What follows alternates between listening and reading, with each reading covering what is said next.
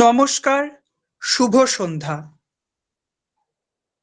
Modak trainer একাডেমির পক্ষ থেকে ভারত মাতার বীর সন্তান নেতাজি সুভাষচন্দ্র বসুর চরণ কমলে সশ্রদ্ধ প্রণাম জানাই। আমার নাম সৌরদীপ অধিকারী। শ্রদ্ধেয় অতিথিবৃন্দ, সম্মানিত শ্রোতৃমণ্ডলী, মোদক ট্রেনার একাডেমির পক্ষ থেকে আপনাদের সকলকে আন্তরিকভাবে স্বাগত জানাই। আজ আমরা একত্রিত হয়েছি একটি অত্যন্ত তাৎপর্যপূর্ণ এবং গৌরবময় বিশেষ উপলক্ষে। ভারতবর্ষের মহান মহামানব, স্বাধীনতা সংগ্রামী, আপোষহীন দেশপ্রেমিক ও যুগপুরুষ নেতাজি সুভাষচন্দ্র বসুর জন্মবার্ষিকী উপলক্ষে। নেতাজির জীবন আমাদের শেখায় সাহস, আত্মমর্যাদা, শৃঙ্খলা এবং নিঃস্বার্থ দেশপ্রেমের প্রকৃত অর্থ। তাঁর আদর্শ আমাদের চিন্তা ও কর্মকে পথ দেখায়। এমন একটি বিশেষ দিনে এই অনুষ্ঠানের আয়োজন করতে পেরে আমরা সকলেই আন্তরিকভাবে আনন্দিত। আজকের অনুষ্ঠানের শিরোনাম জননেতা সুভাষচন্দ্র বসু। এই অনুষ্ঠানে আমাদের সঙ্গে রয়েছেন একজন বিশিষ্ট শিক্ষাবিদ, ভাষাবিদ, চিন্তাবিদ এবং একজন প্রাজ্ঞ অধ্যাপক, সম্মাননীয় প্রফেসর মনতোষ দাশগুপ্ত মহাশয়। প্রফেসর দাশগুপ্ত মোদক ট্রেনার একাডেমির অ্যাডভাইসারি বোর্ড মেম্বার হিসেবে দীর্ঘদিন ধরে আমাদের পথ নির্দেশ করে চলেছেন। Ramakrishna mission institute of culture, Golpark, কলকাতার সঙ্গে তিনি যুক্ত রয়েছেন রামকৃষ্ণানন্দ চেয়ার প্রফেসর হিসেবে।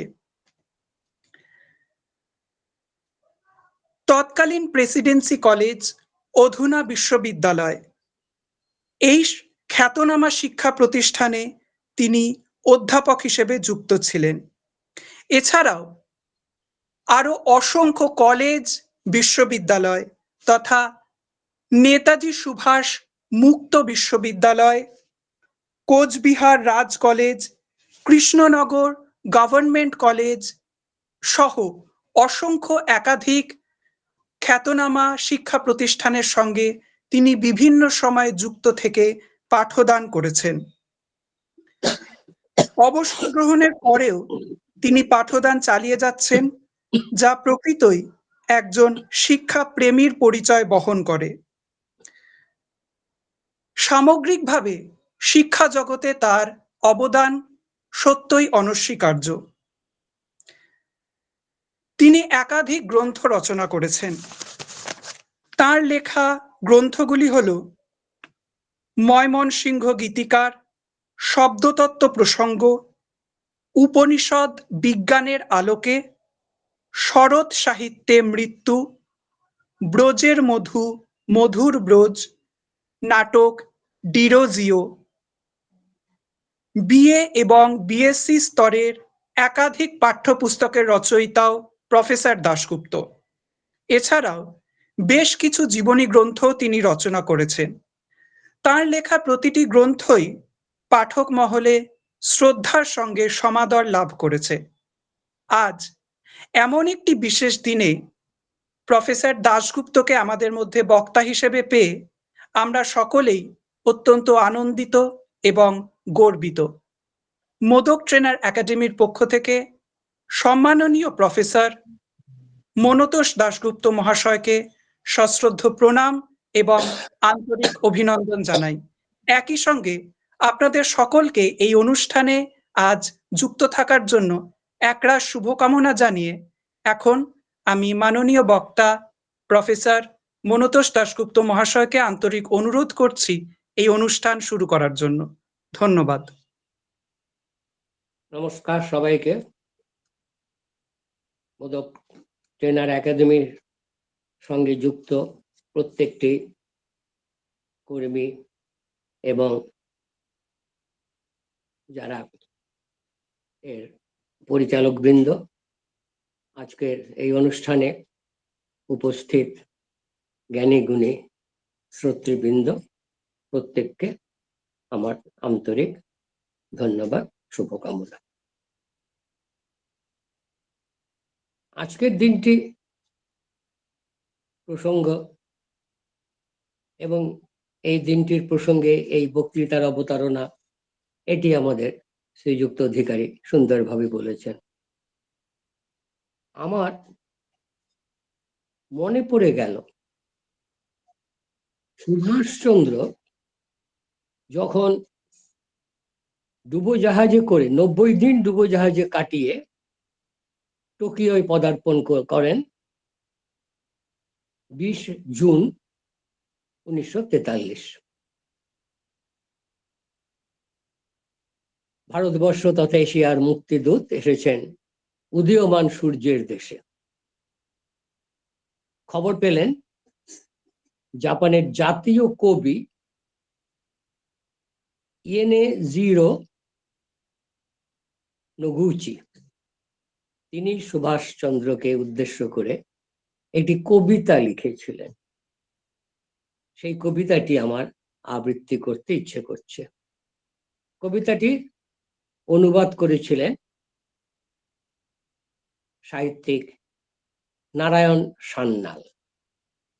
তার অনুবাদে শুনুন। একান্ত নিরুপায় হয়েই তিনি নিয়েছিলেন আমৃত্যু অনশনের সংকল্প। গান্ধী দিয়ে গেছেন পথের নির্দেশ, মানবাত্মার দুর্বার শক্তি। আগে জানিয়েছিলাম বিনম্র শ্রদ্ধাঞ্জলি, কিন্তু কি দিলেন তিনি? ব্রিটিশ ক্ষমতাধরদের বিরুদ্ধে শুধুমাত্র ধিক্কার? বর্বর ব্রিটেনের শৃঙ্খল ছিন্ন করবার ক্ষমতা ছিল না তার দুর্বল বাহুতে।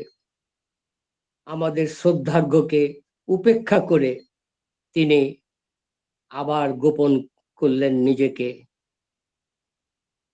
তার ক্ষুদ্রায়তন অন্ধকার পর্ণকুটিরে।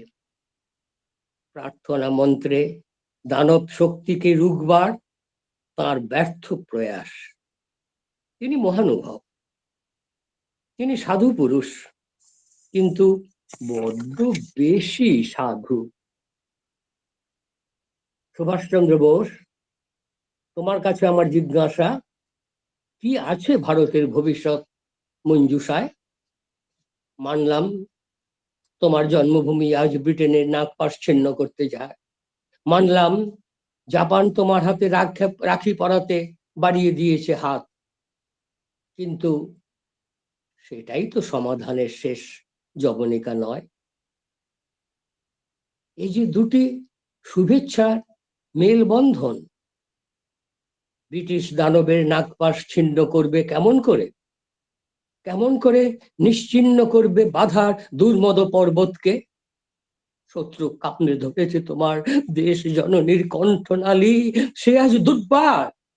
বলো কেমন করে জেগে উঠবে ভারত? বলো কেমন করে জাপান সেবা করবে তোমাকে? বিক্ষুব্ধ তরঙ্গ আজ উত্তাল, প্রভঞ্জনের গতি আজ দুর্বার। সময় এগিয়ে আসছে, কাছে, আরো কাছে, দ্বিধা সংকোচ দূরে ছুঁড়ে ফেলে আজকে কি জেগে উঠবে না ভারত? শানিত খড়গ হাতে তুলে নিয়ে রুখে দাঁড়াবার মহালগ্ন কি আজও আসেনি? যেন জাপান আছে তোমার পাশেই, তোমার সহকারী রূপে। ওঠো বন্ধু, ভারতকে পৌঁছে দাও শেষ বিজয়ের সিংহদ্বারে। এই বিজয়ের শেষ সিংহদ্বারে ভারতকে পৌঁছে দেবার জন্যই তার অভিযাত্রা ছিল। না, এটা তো নগুচি বলেছেন একেবারে শেষের দিকের কথা। কিন্তু প্রথম থেকে তার জীবনের প্রত্যেকটি কাজে, প্রত্যেকটি প্রয়াসে, প্রত্যেকটি পদক্ষেপে আমরা দেখেছি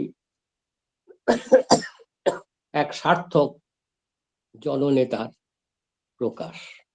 আমি জননেতা বলেছি, অনেকেই জননায়ক অভিধাটিকে বেশি পছন্দ করেন বা করবেন। আবিধানিকভাবে দুটি কথাই প্রায় সমার্থক হলেও, কারণ নিধাতু ত্রিক নেতা আর নিধাতু অক নায়ক। নায়কের অর্থ অভিধানে আছে নেতা, নেতার অর্থ আছে নায়ক, কিন্তু নেতা শব্দটির দোতনা ব্যাপকতর। নায়ক যেখানে প্রাপক, অগ্রণী, প্রভু, অধিকারী বোঝায়, নেতা বলতে সেখানে বোঝায় নায়ক ছাড়াও প্রেরক, নির্বাহক, দণ্ড প্রণেতা, নদী, লক্ষ্মী, নারী, শিক্ষয়িতা। এই নেতৃসুলভ গুণ ও লক্ষণ সুভাষচন্দ্রের মধ্যে বালককাল থেকেই দেখা গিয়েছিল। যত দিন গেছে, বয়স বেড়েছে, এই গুণ ততই পল্লবিত হয়ে উঠেছে সুভাষচন্দ্রের মধ্যে। রাজনৈতিক ক্ষেত্র অতিক্রম করে আজাদহিন্দ সরকার ও ফৌজের সর্বাধিনায়ক রূপে এই নেতৃগুণের চরমতম প্রকাশ ও বিকাশ দেখা গেছে। লক্ষণীয়, এই যে আমি বললাম তার সর্বাধিনায়ক রূপ তার নেতৃত্ব গুণের অন্যতম উপাদান। এখন নেতৃত্ব এই শব্দটার দুটি অর্থ বা তাৎপর্য আছে।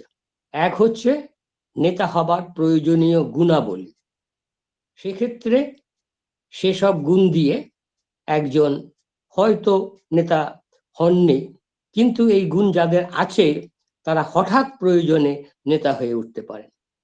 আর দুই হচ্ছে একজন মানুষের নেতা হয়ে ওঠা বা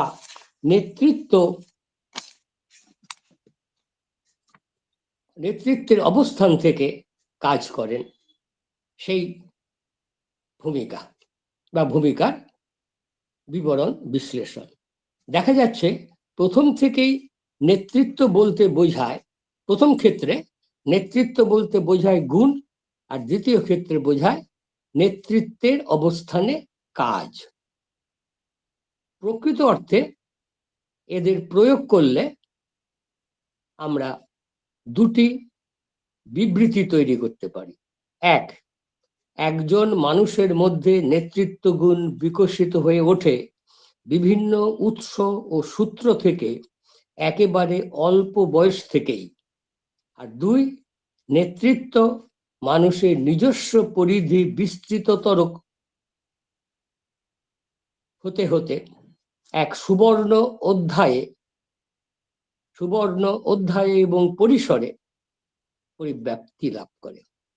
সুভাষচন্দ্রের মধ্যে এই দুটির প্রকাশই সুস্পষ্টভাবে অবস্থান করেছে। যেমন আমরা বলি, এক, কিভাবে সুভাষচন্দ্রের মধ্যে প্রকৃত নেতৃগুণ বালক বয়স থেকে বিকশিত হয়েছিল। দুই, কিভাবে সুভাষচন্দ্র নেতৃত্ব গুণগুলিকে তার নিজের জীবনে কার্যে পরিণত করেছিলেন। এই প্রসঙ্গে আমরা নেতৃত্বের তত্ত্বগুলি নিয়ে একটু আলোচনা করতে পারি। এই যে তত্ত্বগুলি, এইগুলি পক্ষে বিপক্ষে বক্তব্য থাকতে পারে, কিন্তু অদ্ভুতভাবে প্রত্যেকটি তত্ত্বই খেটে যায় সুভাষচন্দ্রের ক্ষেত্রে। প্রথম তত্ত্বটি হচ্ছে, এই দুটি তত্ত্ব দীর্ঘদিন ধরে চলে এসেছে, সেই প্রথম থেকে শুরু করে এই সেদিন পর্যন্ত। টমাস কার্লাইল, স্কটিশ দার্শনিক ঐতিহাসিক, জীবন ব্যাপ্তিকাল তার 1795 থেকে 1881, তার গ্রেট ম্যান থিওরি। এটি বলে তিনি একটি বই লিখেছিলেন 1884 সালে, hero warship and the heroic in history. সেখানে তিনি বলছেন, নেতারা হচ্ছে জাতির স্বপ্ন, ভাবনা, উচ্চাকাঙ্ক্ষার মূর্তায়ন। খুব বড় এবং সুন্দর কথা, কিন্তু অনুপুঙ্খ বিশ্লেষণে দেখা যাবে এই তত্ত্বটি ঠিক সব ক্ষেত্রে খাটে না। কেননা সব মহান ব্যক্তি নেতা নন, আবার সব নেতাই মহান ব্যক্তি নন। একটাই মাত্র উদাহরণ দেওয়া যেতে পারে, অ্যাডলফ হিটলার বিরাট নেতা ঠিকই, কিন্তু কেউ তাকে মহান ব্যক্তি বলবেন না। দুই হচ্ছে লিও ট্রটস্কি। তার জীবৎকাল 1879 থেকে 1940। সোভিয়েত বিপ্লবী, রাজনীতিক, রাষ্ট্রবিজ্ঞানী। তার তত্ত্বের নাম হচ্ছে সিচুয়েশনাল থিওরি। ইতিহাসে এর প্রচুর সাক্ষী আছে যে বিশেষ অবস্থায় একজনের মধ্যে নেতৃত্বের বিকাশ ঘটেছে। Oliver Cromwell, Robespierre, Napoleon Bonaparte, Lenin, Hitler, এরকম আরো অনেক উদাহরণ আছে। আরেকটি উজ্জ্বল উদাহরণ হচ্ছে পাল বংশের প্রতিষ্ঠাতা গোপাল দেব। খুব আর এই যে সিচুয়েশনাল থিওরি, সুভাষ বসুর ক্ষেত্রে এটি নিশ্চয়ই খেটে যায়, আমরা দেখব। আর এটি, এই দুটি তত্ত্বই দীর্ঘদিন ধরে চলে আসছিল। খুব সম্প্রতি 2019 সালে তৃতীয়টি তত্ত্ব উপস্থাপিত হয়েছে রিনোভা জার্নালে 5.1 সংখ্যায়, 1 থেকে 15 পৃষ্ঠায়, 2019। এটি হচ্ছে দাশগুপ্ত ও সহ গবেষকদের সাম্যাবস্থা তত্ত্ব। এখানে বলা হচ্ছে, সমাজ একটি গতিশীল সাম্য, এর কোনো উপাদান যদি পরিবর্তিত হয় বা পরিবর্তিত হতে চেষ্টিত হয়, তাহলে অন্য উপাদানগুলি এমনভাবে পরিবর্তিত হবে বা হতে চেষ্টিত হবে যাতে ওই সাম্যাবস্থাটি আবার প্রত্যার্পিত হতে পারে। সোজা কথায় বলতে গেলে, প্রয়োজনে ব্যক্তি বিশেষের মধ্যে নেতৃত্ব গুণ স্ফুরিত হয়। আপনারা বলবেন, তাহলে এটা তো প্রায় ওই সিচুয়েশনাল থিওরির মতোই। লক্ষণীয়, সেটা আমরা পরে আসছি, সুভাষচন্দ্রের মধ্যে 3টি তত্ত্বের বর্ণিত বৈশিষ্ট্য পুরোপুরি প্রকাশিত। প্রথম তত্ত্ব, কার্লাইল তত্ত্ব, নেতাজি মহান ব্যক্তিত্ব। তার মধ্যে জাতির স্বপ্ন, ভাবনা, চিন্তা, মানুষ কি হতে চাই ভাবনা, কেমন করে হতে চাই কল্পনা রূপ পেয়েছে। 2, প্রয়োজনের জন্য নেতৃত্ব বিকশিত হবার জন্য সাধনা করেছেন তিনি, উপযুক্ত মুহূর্তে তাই তিনি নেতৃত্বের আসনে অধিষ্ঠিত হয়েছেন। আর হঠাৎ করেই তার মধ্যে নেতা আত্মপ্রকাশ করেছে, কারণ পরিবর্তিত পরিস্থিতিতে একজন নেতা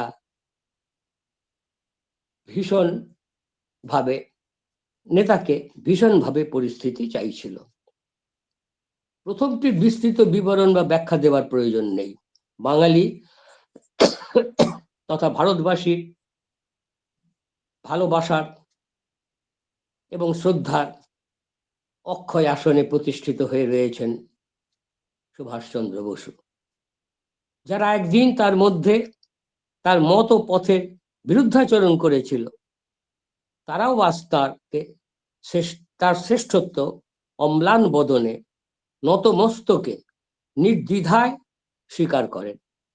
মনে পড়ে যায় গুরুদেব রবীন্দ্রনাথের সেই কথা, মরে না তাহা সত্য যাহা শত শতাব্দীর বিস্মৃতির তলে, নাহি মরে উপেক্ষায়, অপমানে না হয় অস্থির, আঘাতে না টলে।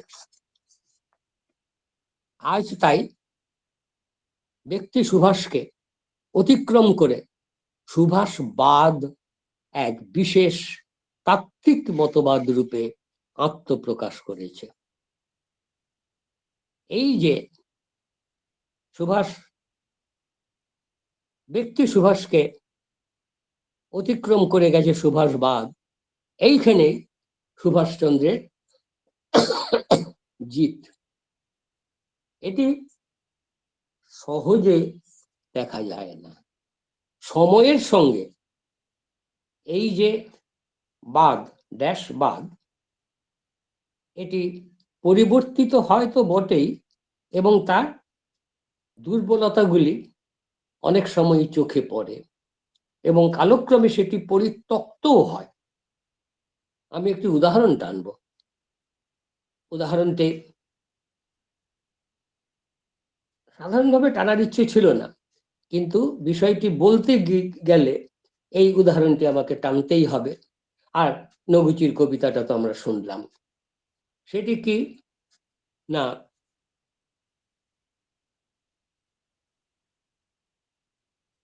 এই সুভাষবাদ হচ্ছে সুভাষচন্দ্রের চিন্তা এবং কর্মের দৃঢ় বুনিয়াদের উপর উপস্থিত এবং প্রতিষ্ঠিত। বিশেষ করে এর প্রতিটি দিক তার কর্মের বিচিত্র ধারার মধ্য থেকে উঠে এসেছে। ব্যক্তিকে অতিক্রম করে বলেছি আমি এই কারণে যে তিনি তার কর্মের মধ্যে নিত্য জীবন্ত।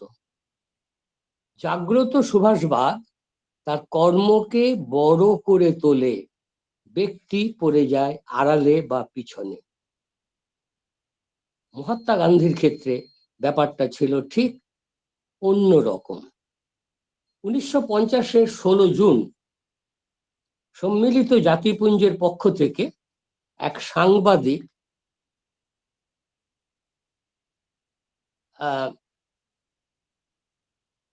সাংবাদিক আইনস্টাইনের একটি সাক্ষাৎকার নেন। সেখানে সমস্ত কথার পর তিনি বলেন আইনস্টাইনকে, মনে রাখবেন 23টি ভাষায় পৃথিবীর বিভিন্ন স্থানে আপনার এই কথা প্রচারিত হচ্ছে। আপনি বলুন, বর্তমানে এই গ্লানিময় দুর্দিনে পৃথিবীর মানুষের কাছে আপনার কি বাণী বা বক্তব্য? আইনস্টাইন বললেন, আজ আমার মনে হয় সেই মানুষটি যদি থাকতো তাকেই আমাদের প্রয়োজন। তিনি হচ্ছেন গান্ধী।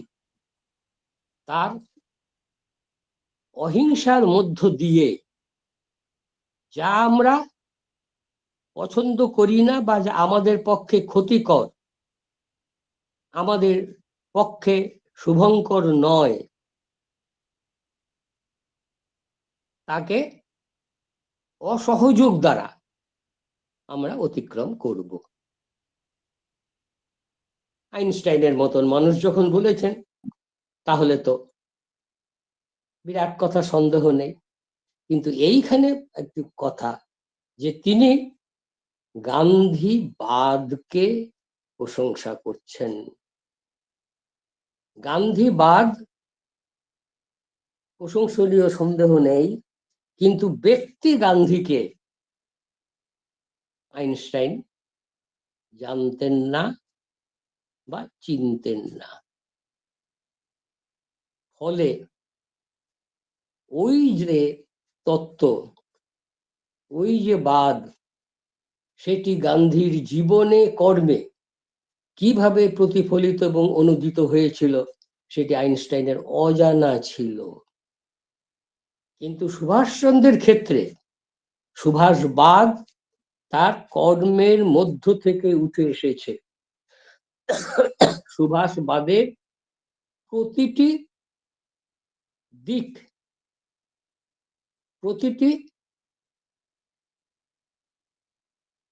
অর্থ, প্রতিটি সূত্র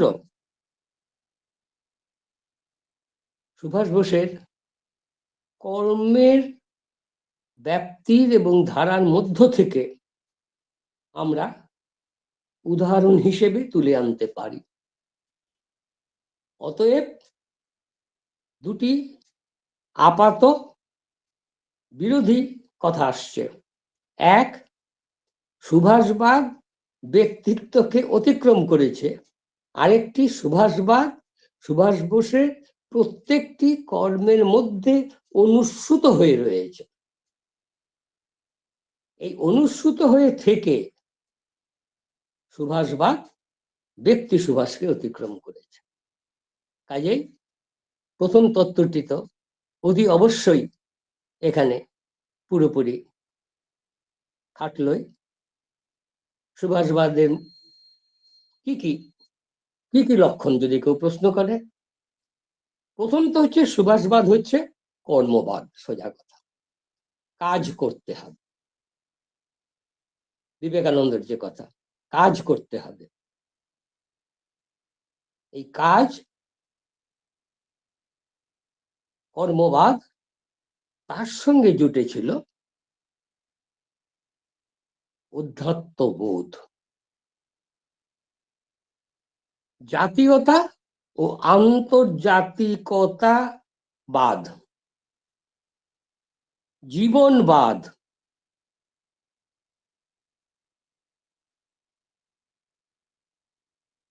অর্থনৈতিক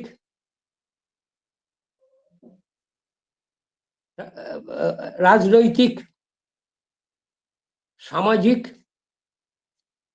সমস্ত দিক থেকে বিস্তৃত বৈজ্ঞানিক চিন্তার প্রকাশ। বৈজ্ঞানিক কথাটিকে আমি উদ্ধৃতি চিহ্ন বা নিম্নরেখ হিসেবে আমি বলতে পারি যে তার এই একেবারে জীবন থেকে উঠে এসেছে তার এই বোধ, এবং এটি হচ্ছে, এগুলি মিলে হচ্ছে তার সুভাষবাদ। লক্ষণীয়, আমরা অধ্যাত্ম বোধ বলেছি, এটি হচ্ছে ওই যে আগে একটি বললাম জাতীয়তা এবং আন্তর্জাতিকতা বোধ। এই জাতীয়তা বোধ এটি ভারতীয়ত্ব অধ্যাত্ম বোধ ছাড়া হয় না। এটি সেই ছোটবেলা তার বন্ধু হেমন্ত যখন তাকে বিবেকানন্দের রচনাবলীর সঙ্গে পরিচিত করিয়ে দিয়েছিলেন, তখন থেকেই এই অধ্যাত্ম বোধ এসেছে। এইখানেও আবার মহাত্মা গান্ধীর সঙ্গে আমার তুলনা টানতে পারি। অধ্যাত্ম বোধ মানে ধর্ম সর্বস্বতা নয়। মহাত্মা গান্ধীর ব্যর্থতা, বা যেটাকে আমরা ইংরেজিতে বলি ড্রব্যাক, সম্বন্ধে ঐতিহাসিক টয়েনবি একটি সুন্দর কথা বলেছেন, যে তিনি রাজনীতি এবং ধর্মবোধ একসাথে মিশিয়ে ফেলেছেন, ফলে তার রাজনৈতিক বোধ ক্ষতিগ্রস্ত হয়েছে। সুভাষ বোস মেশাননি। সুভাষ বোধের কর্মবাদ, জাতীয়তাবাদ, আন্তর্জাতিকতাবাদ একটি ধর্মবোধের উপর প্রতিষ্ঠিত। সেই ধর্মবোধ হচ্ছে, বিবেকানন্দের কথাতে যদি যাই, তাহলে বিবেকানন্দ তার গীতার বিশ্লেষণে তিনটি কথা বলেছিলেন, যে গীতার তিনটি শিক্ষা কি: আত্মবিশ্বাস, অনাসক্তি, নিষ্কাম কর্ম।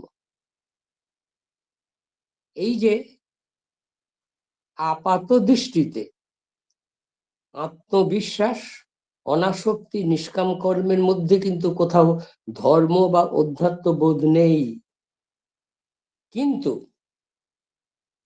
তার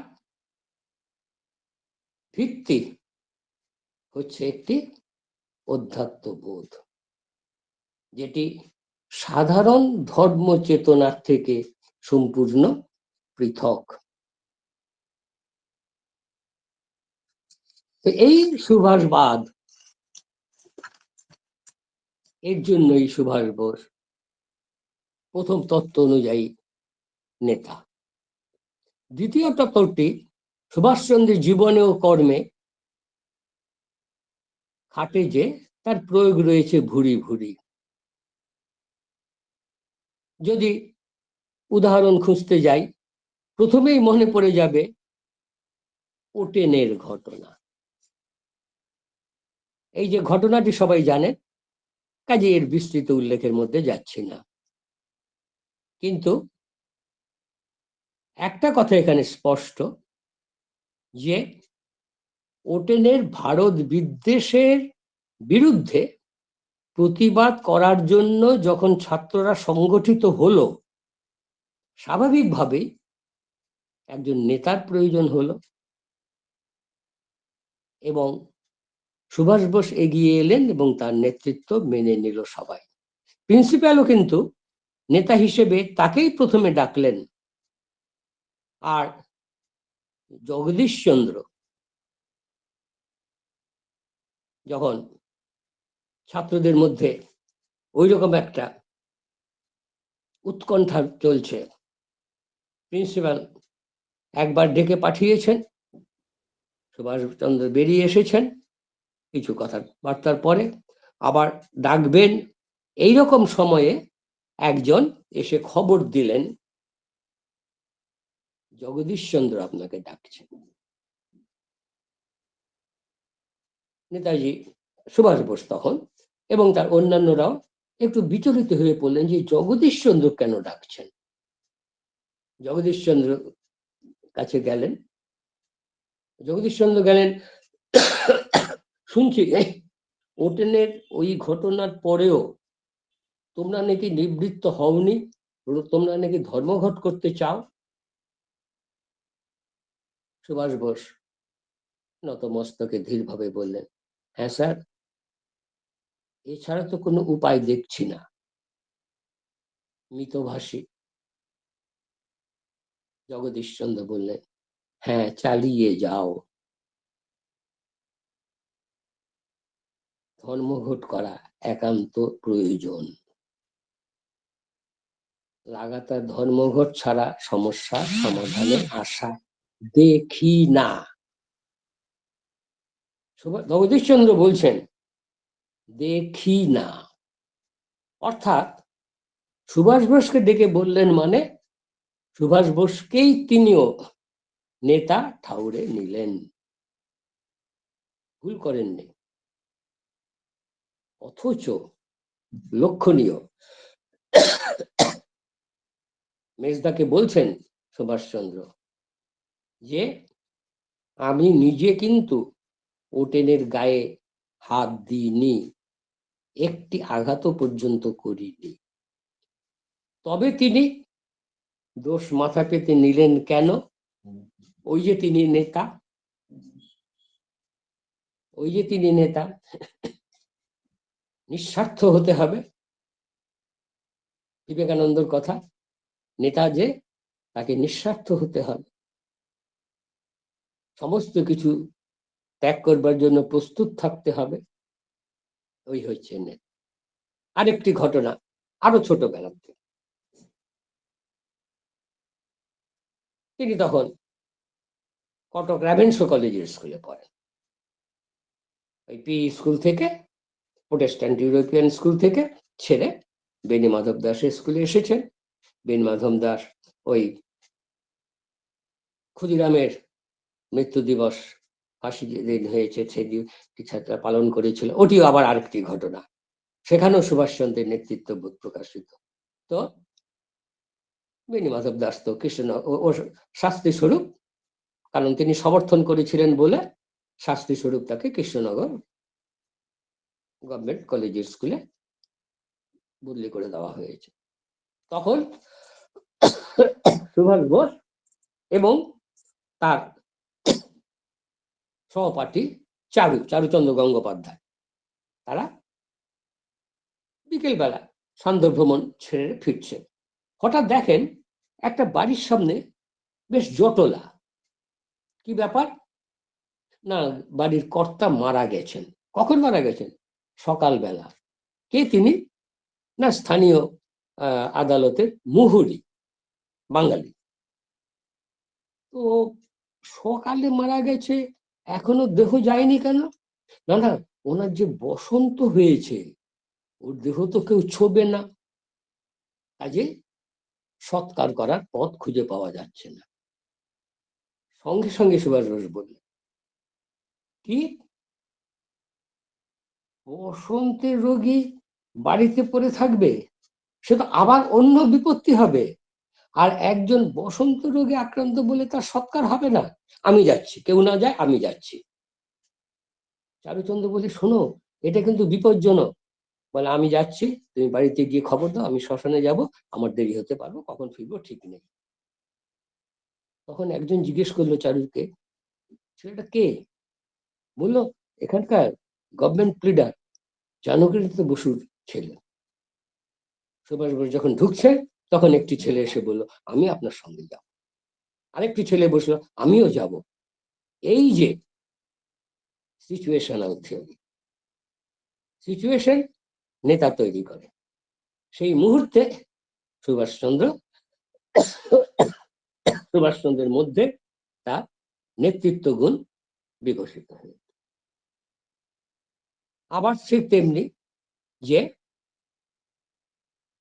এই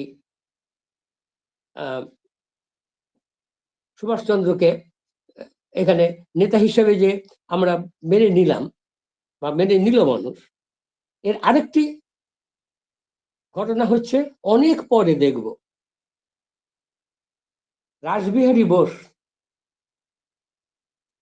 সুভাষচন্দ্রকে আহ্বান জানালেন। সুভাষচন্দ্র যখন জাপানে এলেন, আগে বলেছি, জাপানে যখন পদার্পণ করলেন, তারপরে ক্যাপ্টেন মোহন সিং তার তৈরি যে আজাদ হিন্দ ফৌজ, সেটি রাসবিহারী বোসের প্রযত্নে রূপ পেয়েছিল। ক্যাথে সিনেমার প্রাঙ্গণে বিরাট জনসমষ্টির উপস্থিতিতে তিনি বললেন, যেটি বেতারে প্রচারিত হয়েছিল, যে আপনারা তো মনে করতে পারেন আমি এতদিন বিদেশে থেকে আপনাদের জন্য কি করেছি। এই যে আপনাদের জন্য এই করেছি, এই মানুষটিকে আপনাদের জন্য নিয়ে এসেছি, এখন আপনাদের সমস্ত যা করার স্বপ্ন সফল করা ইনি করবেন বলে সুভাষ বোসকে তুলে ধরলেন। এক মুহূর্তে সিচুয়েশনাল নেতা, সিচুয়েশন তাকে নেতা তৈরি করে।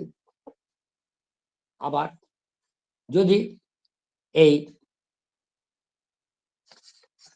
তৃতীয় তত্ত্বের ক্ষেত্রে যদি আমরা যাই, তাহলে দেখা যাবে যে এর বহু উদাহরণ আছে। এই যে একটু আগে যে কথাটা বলছিলাম,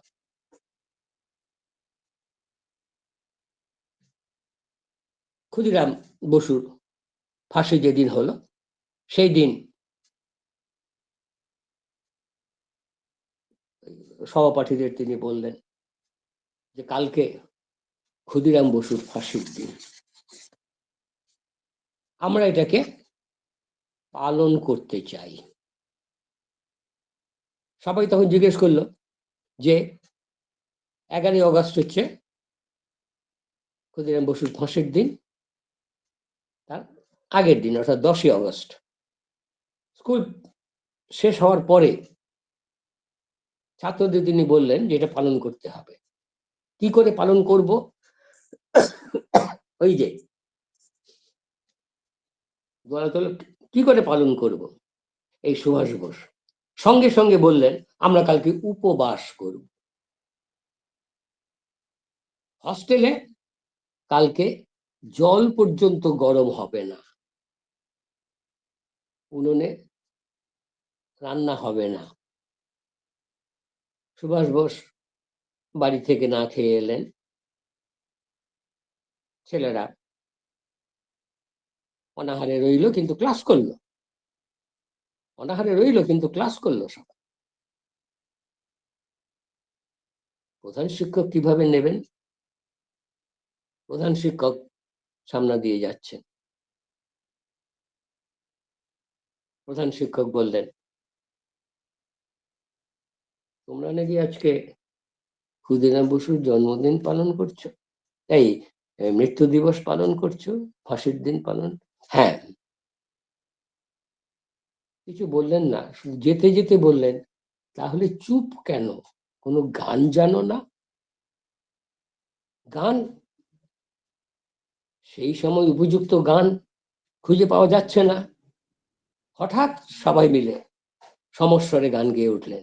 এক সূত্রে বাঁধিয়াছি সহস্রটি মন, এক কার্যে সপিয়াছি সহস্র জীবন, আসুক সহস্র বাধা বাধক প্রলয়, আমরা সহস্র প্রাণ রহিব নির্ভয়। মুচকি হেসে, মৃদু হেসে বীণমাধব দাস ঘরে গেল। এই যে এইখানে, তারপরে তো একটু আগে বলেছি যে এর জন্য বীণমাধব দাসের ওপরে সরকারি শাস্তি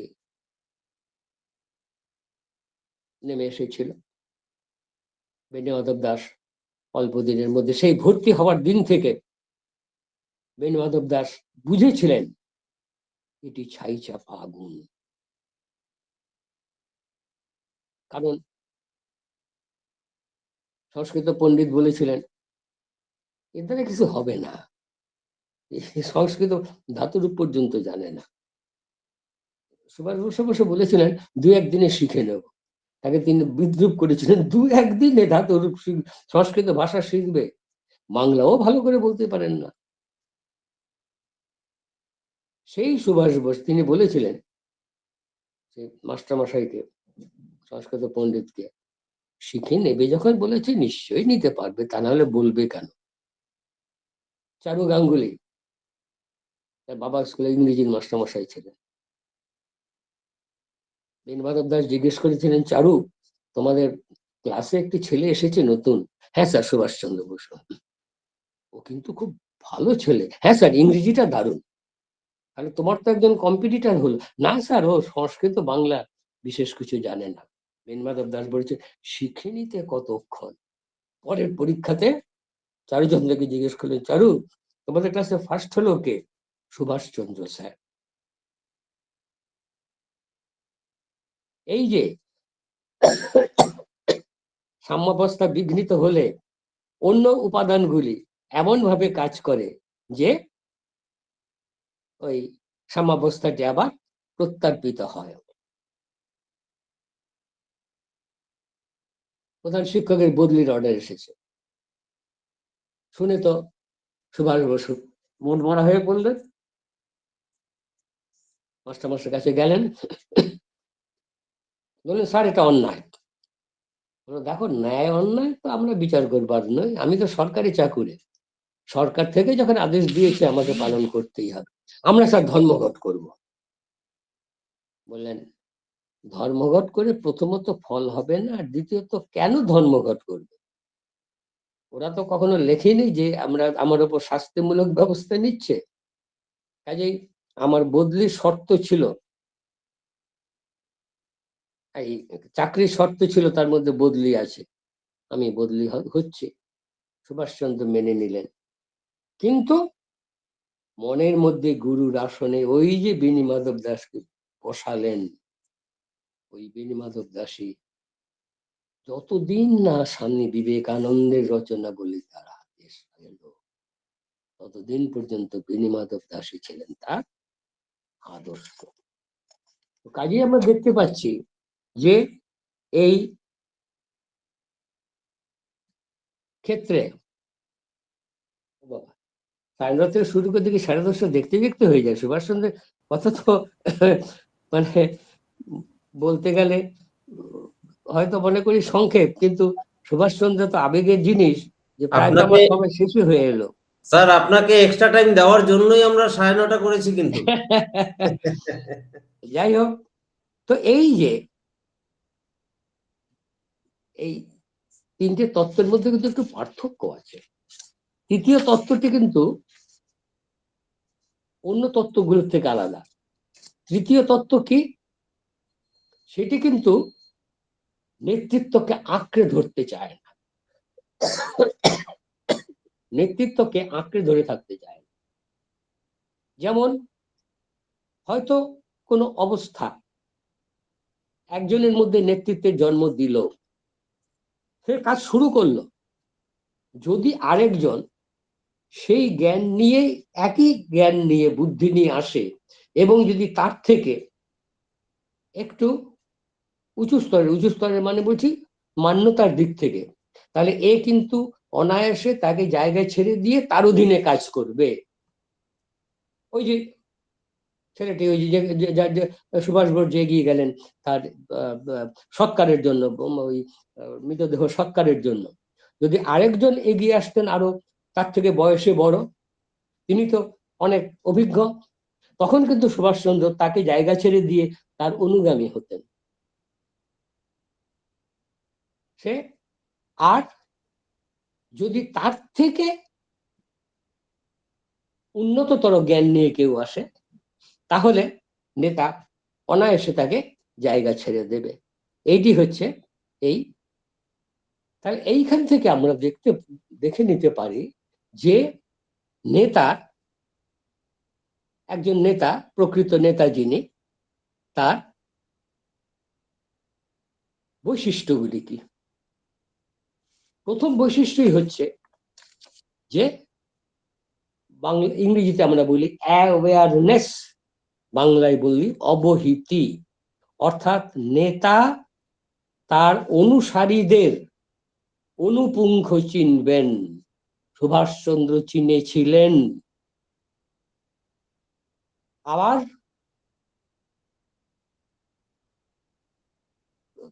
তুলনা চলে আসে, অনেকে চেনেননি।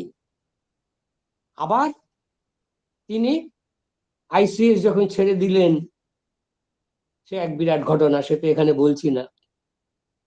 তিনি কাজ করবেন দেশের জন্য, কার কাছে যাবেন? সেই যে অবিসংবাদী নেতা মহাত্মা গান্ধীর কাছে গেলেন। মহাত্মা গান্ধী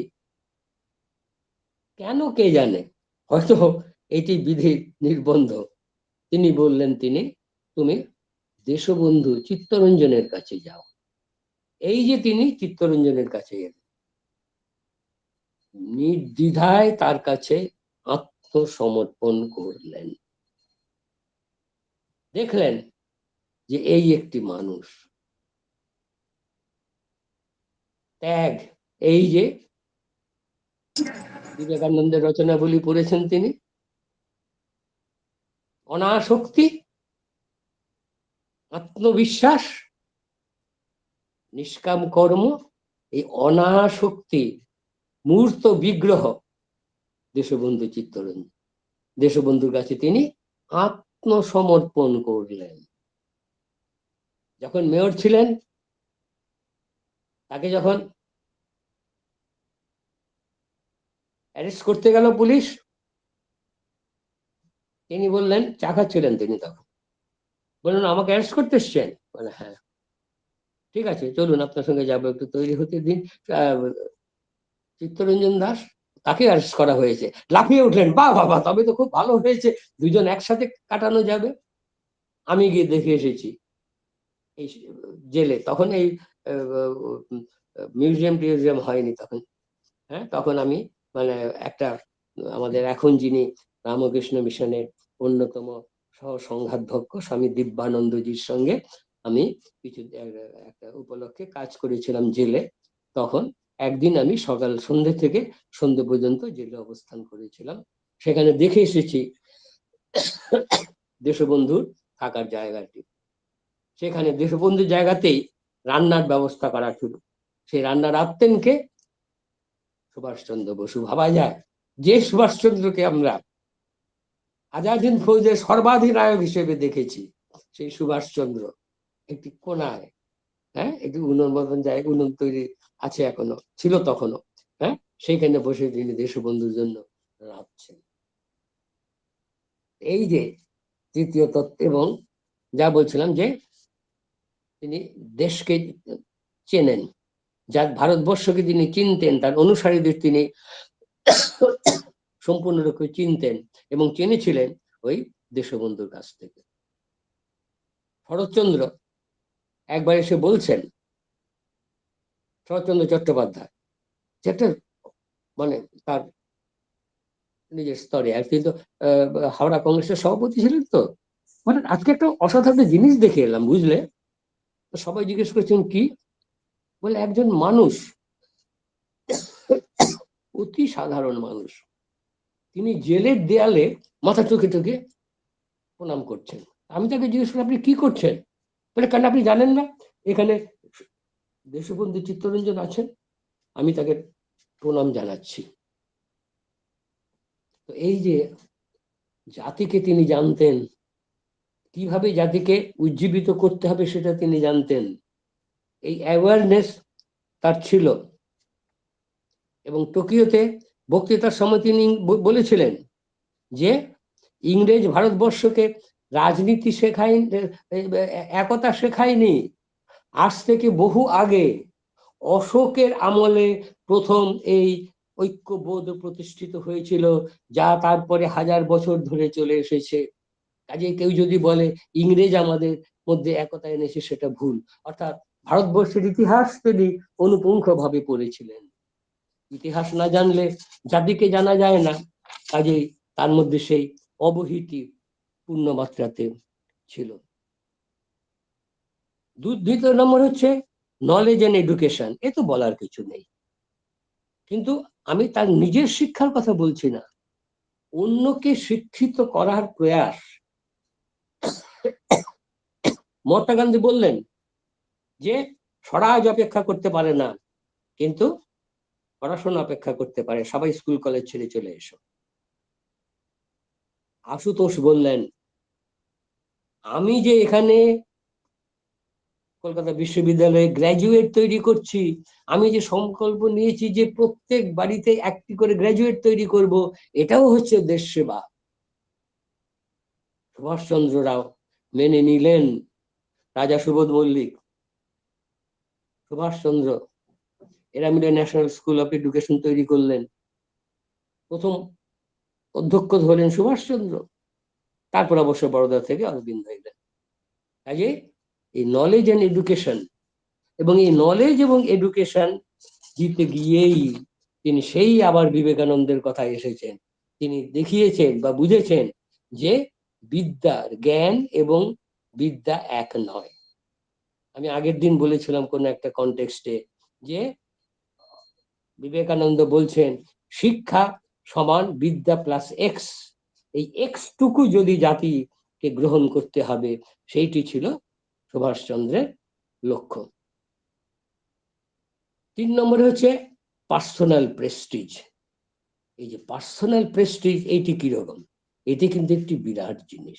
অর্থাৎ অনুসারীরা যেন না দেখে যে নেতা অন্যের কাছে নিচু হয়ে যাচ্ছে, তাহলে কিন্তু অন্যের কাছে। এই জন্য আমি একটি আগে একটি 16 বছর একটি কলেজের, আমি মহাবিদ্যালয়ের আমি গভর্নিং বডির প্রেসিডেন্ট ছিলাম, এখন একটি স্কুলের আমি সভাপতি।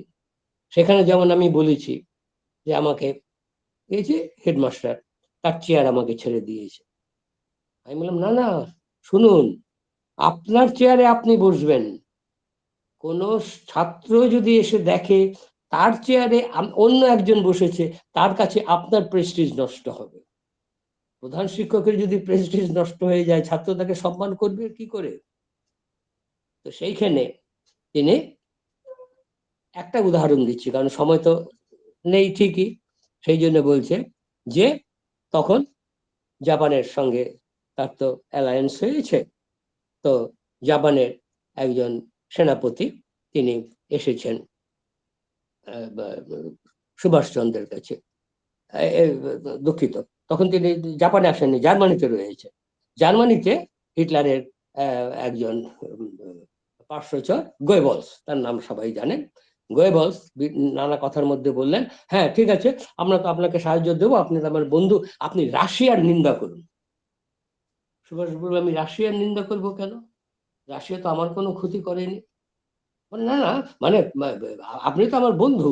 মানে আপনি আমার বন্ধু, পৃথিবীতে ইংরেজ ছাড়া সবাই আমার বন্ধু, কাজে আমি ইংরেজ ছাড়া আর কারোর নিন্দা করব না। এই যে একটা প্রেস্টিজ। জাপানে যখন ছিলেন তখন জাপানে জেনারেল কাওয়াবি বলেছিলেন যে আপনার আজাদিন ফৌজ টুকরো টুকরো হয়ে, হ্যাঁ, তারা আমাদের সৈন্যদলের সঙ্গে থাকবে এবং যুদ্ধ করবে। তিনি বলেন, না, তা করবে কেন? তারা তো আজাদ হিন্দ সরকারের সৈন্য, তারা আজাদ হিন্দ সরকারের সৈন্য দলের অংশ। তারা ছোট ছোট গ্যাংয়ে যা করবে, তারা আজাদ হিন্দ সরকারের সৈন্য হিসেবে কাজ করবে এবং তারা আমাদের সেনাপতির আদেশই মানবে, আপনাদের সেনাপতির আদেশ নয়। আপনাদের সেনাপতির সঙ্গে আমাদের সেনাপতির যুদ্ধ নেতৃত্ব বা যুদ্ধের কৌশল নিয়ে আলোচনা হবে, কিন্তু আমার সৈন্যদলদের আদেশ দেবেন আমার সেনাপতিরা। এই যে এই এক একটি মানে প্রেস্টিজ। আরেকটি কথা হচ্ছে যে ক্যারিশমা বলে একটি কথা আছে, ক্যারিশমা আর ইনক্রেডিবিলিটি, এই দুটোকে সাধারণভাবে ব্যাখ্যা করা যায় না, কিন্তু এটির মধ্যে একটি অন্যরকম ধারণা আছে। অর্থাৎ নেতা কিছুটা তার আস্তিনের মধ্যে রেখে দেবেন, সবার কাছে তিনি একেবারে সম্পূর্ণ উন্মুক্ত হবেন না, অর্থাৎ তার প্রতি অন্যদের যেন একটা ঔৎসুক্য থাকে, কিছুটা যেন অজানা থাকে। এটি আজাদিন ফৌজের সময় বিভিন্ন ক্ষেত্রে আমরা দেখেছি এবং এই যে অজানা দিকটি, এর জন্যই সুভাষচন্দ্র অনুসারীদের কাছে এত, তার নিম্নতম একেবারে নিম্নতম সৈনিকদের কাছেও তিনি এত আদরণীয় ছিলেন। একটি ঘটনা বলি, তারপরে বোধহয় শেষ করবোই আমি, কারণ অন্যের কিছু বলা থাকতে পারে। নেতাজি তখন যুদ্ধের অবস্থা তো খারাপ, নেতাজি খুব মানে যাকে বলে বিচলিত। তো তার একটি মানে স্টেনোগ্রাফার ছিল, তার নাম ভাস্করন, অল্প বয়স, তাকে উনি আদর করে ভাসি ডাকতেন। তো তিনি একদিন বললেন যে, ভাসি এসো, নোট না। বিচলিত মানুষ, যুদ্ধে ইয়েতে খানিকটা বলে দিয়ে বলেন, যাও টাইপ করে নিয়ে এসো। ব্যাস, উনি তো বুঝতেই পারেনি ভাসি কিছু। খানিকক্ষণ পরে সুভাষ বোস বললেন, তখন তিনি নেতাজি, এই নিয়ে এসো। উনি তো বললেন, আমি কিছু করতে পারিনি। সরাসরি করে রেগে গেলেন, রেগে গিয়ে সামনে ভোঁসলে ছিলেন, তাকে বললেন যে, এই অপদার্থদের দিয়ে আমার কাজ করতে হবে, can't you give me a dictaphone. ব্যাস, ভাসি তো কেঁদে কেটে একসা। তখন তারপর নেতাজি ওই জায়গা থেকে চলে গেছেন। তখন এই আয়ার আয়ার তখন তাকে বলছেন যে, দেখো, এটা নেতাজি কিন্তু তোমার উপর রাগ করেননি, এই রাগ করেছেন অন্যদের উপরে। এই করে নেতাজির সম্বন্ধে গল্প বলতে শুরু করেছেন। তখন বলছেন যে, তোমাকে একটা জিনিস দেখাই বলে তার অটোগ্রাফ খাতাটা নেতাজি দেখিয়েছেন।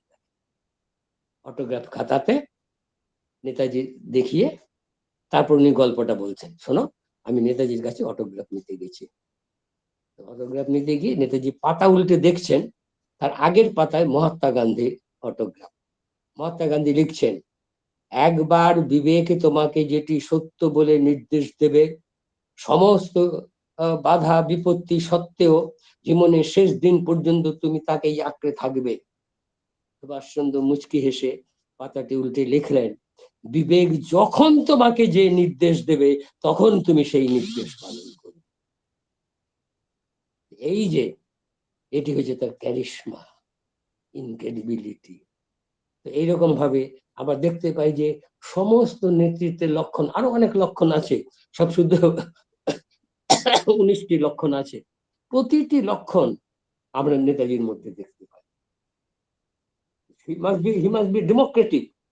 এই ডেমোক্রেটিকের কথা আমাদের বলেছিলেন 39th president of United States Jimmy Carter, তাকে ডেমোক্রেটিক লিডার বলেছিলেন তিনি। নেতাজির থেকে ডেমোক্রেটিক লিডার কয়জন? নেতাজি তখন বিশ্বভারতীতে, তার আগে মেঘনাথ সাহা এসেছেন, মেঘনাথ সাহা বিশ্বভারতীতে বক্তৃতা দিয়েছেন তার আগে, তখন নেতাজি আসেননি, উনি বক্তৃতা দিয়েছেন প্ল্যানিং সম্বন্ধে। যখন সুভাষ বোস এলেন তখন মেঘনাথ সাহা জিজ্ঞেস করলেন, আচ্ছা আপনি আপনারা তো দেশ স্বাধীন করবেন, দেশ স্বাধীন করে মানুষদের কিভাবে খাওয়াবেন, কি খাওয়াবেন, কি পড়াবেন ভেবেছেন? সুভাষ বোস বললেন, আগে দেশ স্বাধীন হতে দিন, তারপরে সব ঠিক হবে। না, আগের থেকে যদি প্ল্যান করে না রাখেন তাহলে পরে দেশ চালাবেন কি করে? সুভাষ বোস বললেন, আপনার কাছে সমাধান আছে? আছে, আমি এই বক্তৃতা দিয়েছি, গুরুদেবের বিশ্বভারতী পত্রিকায় বেরোবে, ঠিক আছে, আপনি, আমি কালকে চলে যাচ্ছি, আপনি আসুন, দিল্লিতে দেখা যাবে। মেঘনাথ শাহ ভাবলেন যে কালকে যেতে বলেছে, অত তাড়াতাড়ি গিয়ে দুদিন পরে গেছেন, গিয়ে দেখেন যে প্ল্যানিং কমিশন তৈরি হয়ে গেছে কেটি শাহকে সেক্রেটারি করে। মেঘনাথ শাহ বললেন সুভাষচন্দ্রকে যে না, কেটি শাহ বিখ্যাত অর্থনীতিবিদ, কেটি শাহকে দিয়ে হবে না, কারণ নেহেরু যদি না হন, প্রেসিডেন্ট না হন, আর কেটি শাহ ছিলেন প্রেসিডেন্ট, আর সেক্রেটারি ছিলেন বিশ্বেশ্বরায়া, কেটি শাহকে দিয়ে হবে না। নেহেরু যদি প্রেসিডেন্ট না হন তাহলে মহাত্মা গান্ধী মানবেন না, মহাত্মা গান্ধী যদি না মানে তাহলে পরে আপনার প্ল্যানিং কমিশন হবে না। তিনি নেহেরুকে অনুরোধ করলেন, নেহেরু তো মহাত্মা গান্ধীকে চটাতে চান না। তখন সুভাষ বোস রবীন্দ্রনাথকে বললেন যে আপনি নেহেরুকে অনুরোধ করেন। রবীন্দ্রনাথ নেহেরুকে অনুরোধ করলেন, নেহেরু সভাপতি হলেন। সেই প্ল্যানিং কমিশন ওইখান থেকে চলে এসেছিল, এখন এটা চলে গিয়ে নীতি আয়োগ নাকি হয়েছে। এর থেকে ডেমোক্রেটিক নেতা কতজন? কাজেই এই নেতা, কাজে লোকে বলে জননায়ক, আমি বলি যে জননায়ক হচ্ছে তার একটা দিক, সমস্ত দিকের ঊর্ধ্বে নেতাজি দেশ নেতা। কাজেই মজা হচ্ছে যে এখন আজ কত 104 তো হলো 1997, তাহলে 129 হয়ে গেল। এখনো কিন্তু আমাদের মনে হয় হয়তো যদি তিনি ফিরে আসতেন, মরণের অন্ধকারময় দিককে আলোয় উদ্ভাসিত করে মানুষটি যদি ফিরে আসতেন। আমরা বুঝি 129 বছর পরে উনি ফিরবেন না, কিন্তু তবুও ভাবতে বড় ভালো লাগে, কেননা ব্যক্তিত্ব অতিক্রম করে সুভাষবাদ হিসেবে তিনি যে আমাদের অন্তরের অন্তঃস্থলে শ্রদ্ধার ভালোবাসা আসনে আজও অধিষ্ঠিত আছেন, ছিলেন, থাকবেন। নমস্কার।